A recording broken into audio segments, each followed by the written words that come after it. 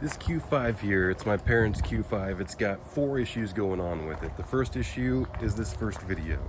I don't know if I'm gonna make all 4 videos or not. The first issue is we have a suspension noise, a noise when hitting bumps. Well, real quick, I can show you this. They saved some money last time by just replacing the pads, and the pads are more than 50%, and this is what the rotors look like when they're pad slapped. Quite a bit groove. Apparently they're not warped yet and they still work perfectly fine, but you can see that there's some grooving and maybe some glazing, and then the rust builds up. So that's what you're looking at, not even halfway through on a pad slap. Typically you would replace the rotors and the pads at the same time. Moving on. So we have a suspension noise. Previously, I've already replaced this suspension arm. You see how this rear lower control arm is I don't know if you can tell, but it's newer. It's only about 40,000 miles old, maybe less, maybe 30. The rest of this stuff, see, there's just a very small, tiny little tear in that boot right on the bottom side. Flung a little bit of grease around. I'm not going to worry about it right now.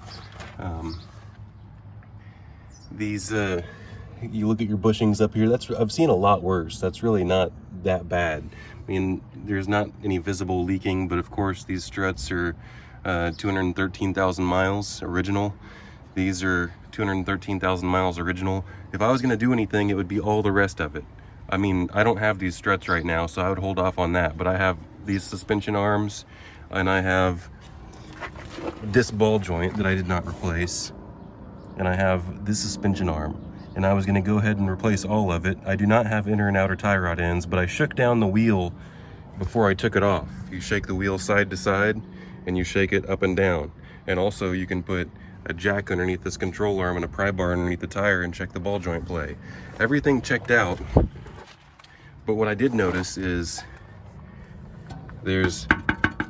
see how that's separated? There's a screw right here that's supposed to hold this splash guard in, and it's possible that whenever it's hitting bumps that this is rattling. So as much as I would like to install all the parts that I have, and as much as it probably could use it, we're not trying to also throw a bunch of money into it prematurely. So this is something that a tech could do. This is a backyard mechanic type thing, right? I don't care, but I'll tell you exactly what I'm going to do, even without taking the caliper off and the rotor off, and or putting a new splash guard on it or anything like that. All I have to do is put a hole right here and a hole right here, some safety wire around it, and wire tie it. Now, I'm not going to use a zip tie because a zip tie would be a little bit too backyard redneck mechanic, but this one's going to go about right here.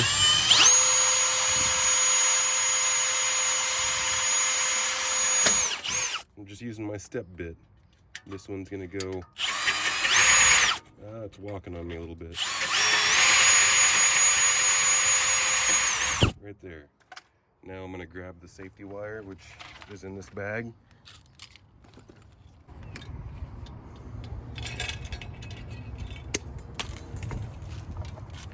So we're just going to, straighten it out as much as you can, and then just toss it through here. Preferably a smaller hole would have been better, but I'm not a perfectionist. Let's get it around underneath that brake line.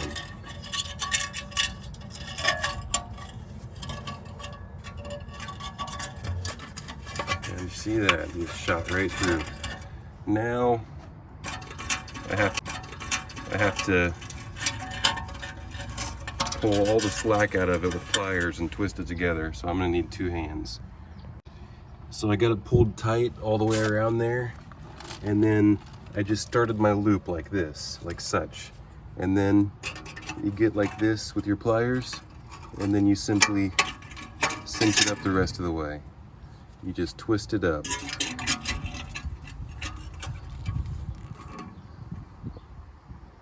It's not going anywhere. There's no more rattling. And now I'm gonna throw the wheel back on it and test drive it. And that's gonna be some quick diagnostic. Expert Master Tech suspension diagnostic. if no more rattle, this is under my control. I'm just gonna leave it like that because that's a permanent fix.